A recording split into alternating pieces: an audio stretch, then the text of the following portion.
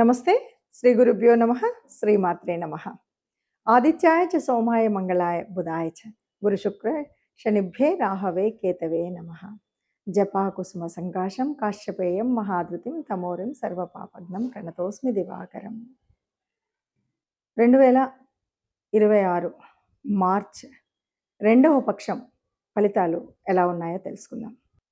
March 2026 గోచార ఫలితాలు ఎలా ఉంటాయి అని తెలుసుకోవడానికి ముందు ఇక్కడ ఈ మార్చికి మాత్రం ఒక ప్రత్యేకత ఉంది.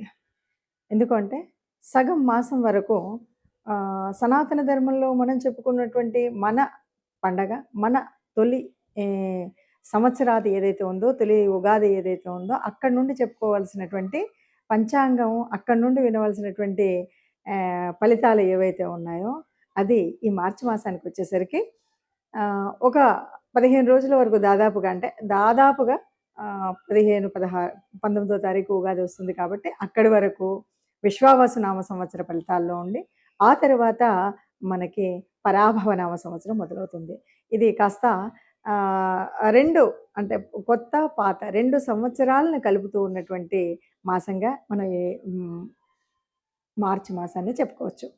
ఇక ఈ మాసానికి కనుక గోచార ఫలితాలను తెలుసుకునేటప్పుడు అసలు గోచారంలో మనకు ఉండవలసినటువంటి గ్రహస్థితి ఈ మాసంలో మరి ఎలా ఉంది, ప్రారంభంలో ఎలా ఉంది, చివరిలో ఏదైనా మార్పు ఉందా అని కనుక చూసినట్టయితే ముందుగా ఇందులో మనకి కుంభరాశిలో మొన్నటి వరకు మనకు తెలుసు అధిక గ్రహాలు అక్కడ ఉన్నటువంటి సంగతి.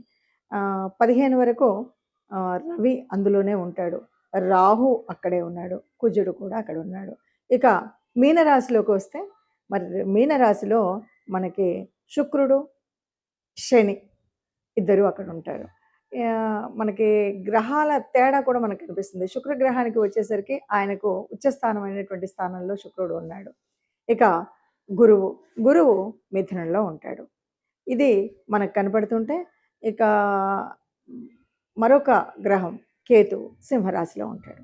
ఇది మనకు నవగ్రహాలు ఎక్కడ ఉన్నాయని. చంద్రుడు ప్రారంభంలో అయితే మనకి కర్కాటకంలోనే ప్రారంభమవుతాడు.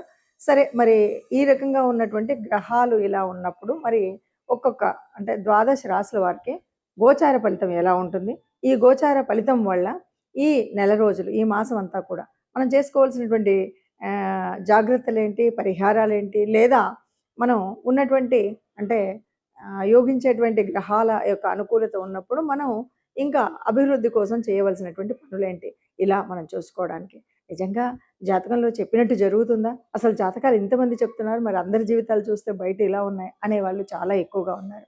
నిజానికి జాతకం అంటే జాతకం మనకు తెలుసు కాబట్టి ఈ జాతకంలో జరిగినట్టు ఇలాగే జరుగుతుందని జన్మ జాతకం వల్ల కానీ మీరు గోచార రీత్యా కానీ నిజంగా చెప్పడం అనేటువంటిది అంత సులభమైనటువంటిది కాదు, అది నిజమైనటువంటిది కాదు.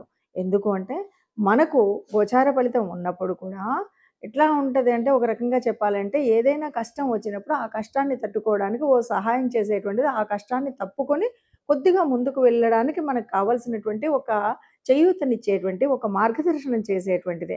అలాగా జాతకం కూడా అంతే. మనం ముందు తెలుసుకోవడం ఎందుకు అంటే, ఈ కష్టం రాబోతుంది కాబట్టి ఇలా ఉండకండి. ఆ కష్టం ఎందుకు వస్తుంది? నీ దురుస్తనం వల్ల రావచ్చు, లేదు కుజుడు ఉన్నాడు కాబట్టి నీ తొందరపాటుతనంలో రావచ్చు. ఇలాంటి విషయాలు చెప్తూ ఉంటాం కాబట్టి ఆ తొందరపాటును తగ్గించుకోవడం, ఇతరులతో మాట్లాడేటప్పుడు మంచిగా మాట్లాడడం, ఈ విషయాల వల్ల ఉంటుంది. కాబట్టి జాతకం అనేది ప్రతి మాసం తెలుసుకోవాల్సిందే. గోచార రీత్యా ఎలాంటి మార్పులు ఉన్నాయి, మనం ఏం మార్పులు తర్వాత ఏ రకంగా ఏ దేవతానుగ్రహం కావాలి మనకు, ఏ గ్రహానుగ్రహం కావాలి అన్నది తెలుసుకుంటూ ముందుకు వెళ్ళవలసిందే. అలా మరి ఈ మార్చి మాసంలో ఒక్కొక్క రాశి వారికి ఎలాంటి ఫలితాలు ఉన్నాయో నెమ్మదిగా చూద్దాం. తదుపరి రాశి వృషభ రాశి వారికి మార్చి నెల ఫలితాలు ఎలా ఉంటాయంటే చాలా అద్భుతమైనటువంటి ఫలితాలు ఉంటాయని చెప్పొచ్చు. ఈ రాశి వారికి నిజంగా చెప్పాలంటే ఈసారి ఈ మాసం అంతా కూడా పట్టిందల్లా బంగారం ఉంటుంది అనొచ్చు. లేదు ఏ పని చేసినా కూడా ఈ పనిలో ఓటమి అనేటువంటిది చూడరు అని చెప్పొచ్చు. ఒకవేళ ఎవరైనా ఇంతకుముందు శత్రువులు లాంటి వాళ్ళు ఉన్నారు, శత్రుత్వంతో ఉన్నారు అంటే కూడా ఆ శత్రుత్వం తొలగిపోవడం కానీ, లేదా ఆ శత్రువుల మీద విజయం జరగడం కానీ కల్పిస్తూ ఉంటుంది. బంధువులతో ఆప్యాయత, అనురాగం లేకపోతే మంచి సహకారం లభించేటువంటి స్థితి ఉంటుంది.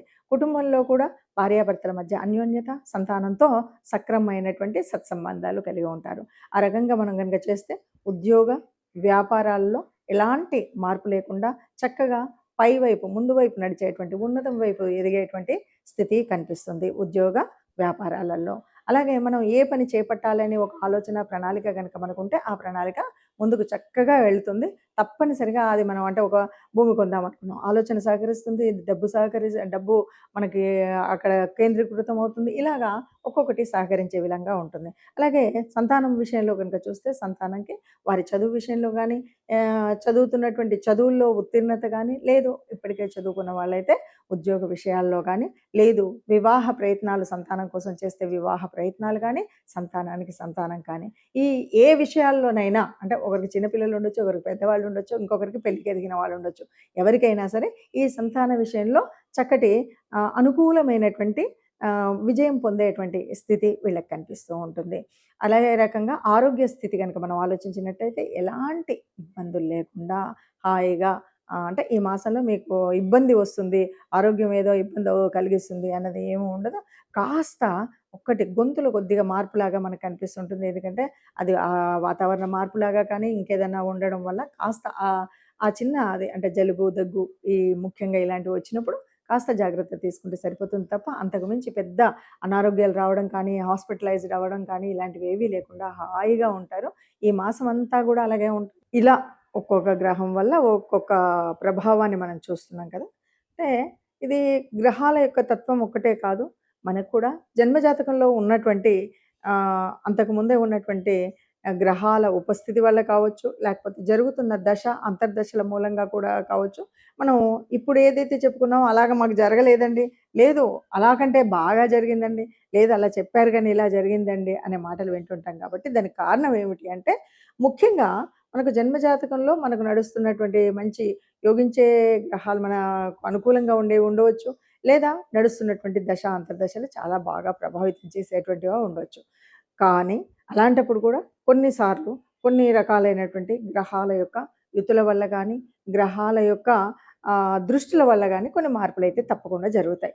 ఈ మార్పులు జరిగినప్పుడు మనకు అంతా ఉన్నా కాస్త పట్టించుకున్నప్పుడు తెలియకపోవచ్చేమో కానీ, మన భవిష్యత్తుకు పునాది వేసేటువంటి కొన్ని మంచి నిర్ణయాలు తీసుకునేటప్పుడు ఇది ఉండాలి.